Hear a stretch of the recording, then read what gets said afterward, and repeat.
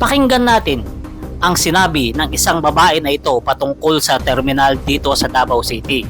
Dahil kung matatandaan natin, ang sinasabi lagi ng mga didilis ay talagang napakaganda ng Davao City at perpektong perpekto. Ngayon, panoorin natin ang video na to at kayo na ang humusga.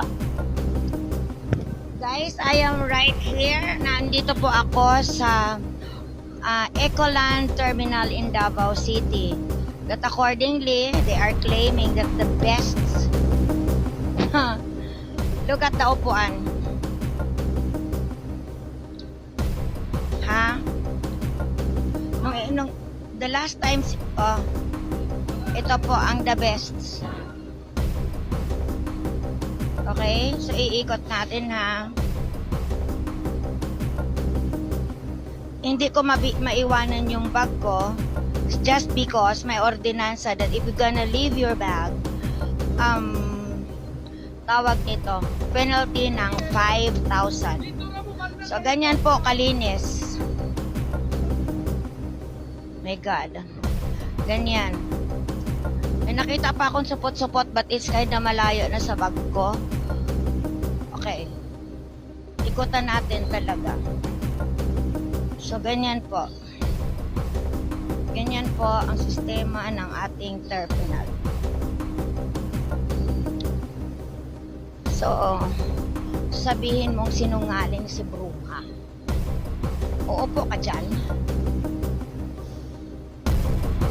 Ha? May mga balot-balot na di mo alam. Oh my God. So ito, at hindi ito kalahat na sa liblib na lugar ha. Katabi niya ang SM na Ecoland. So, nakakatawa lang ba? Diba? So, hindi natin diiwanan ang bag natin dahil ang tawag dyan ay 5,000 ang penalty. So, ikaw uupo ka sa ganyan. Oh. Parang 19th century pa siya last pinunasan. This is according to Duterte, this is the best terminal ever. The whole country. Piste. Panghi, men.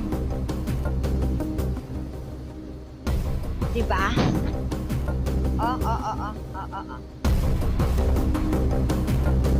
And again, not a trolley friendly ha. My God. My God. Oh God. So wag daw iwanan ang bag ever. Oh my God. Gotta stop.